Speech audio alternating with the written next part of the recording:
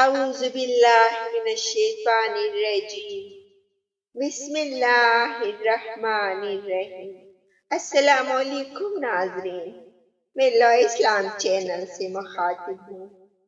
ناظرین کرام، آج میں آپ کو ایک بہت ہی خوبصورت سبق آموز سٹوری سناتی ہوں۔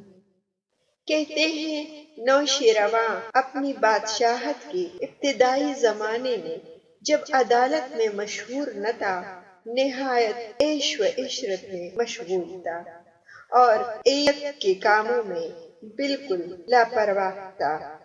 ان کے پڑوس میں ایک امیر تھا جو نہایت سخی، جوان مرد اور مہمان نواز تھا۔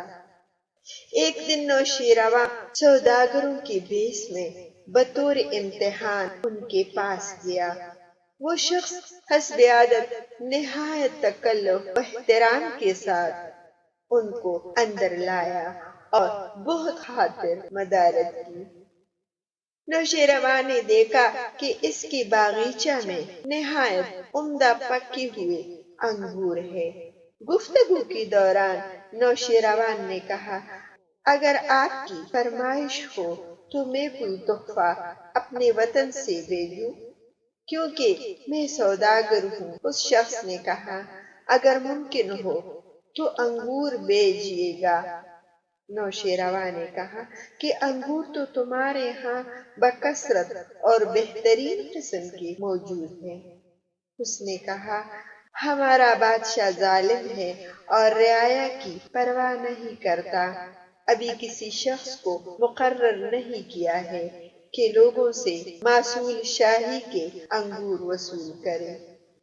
حالانکہ انگور پک گئے ہیں اور سب لوگ کھا رہے ہیں، مگر میں اس وجہ سے نہیں کھاتا کہ امانت میں خیانت ہے، جب تک کہ بادشاہ اپنا حق دسواں نہ لے لے۔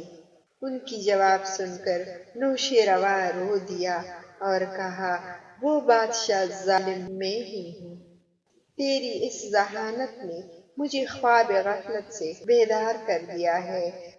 پس اس روز سے اس قدر طریقۂ عدل اختیار کیا کہ اپنا سب عیش و آرام حرام کر دیا اور اس شخص کو معزز و معظم بنایا۔ اللہ تعالی ہم سب مسلمانوں کو نیکی کی ہدایت کرے، آمین۔ آپ اپنا بہت سارا خیال رکھیے گا، اپنی دعاؤں میں مجھے بھی یاد رکھیے گا اور چینل کو لائک اور سبسکرائب کرنا نہ بھولیے گا۔ بامان خدا۔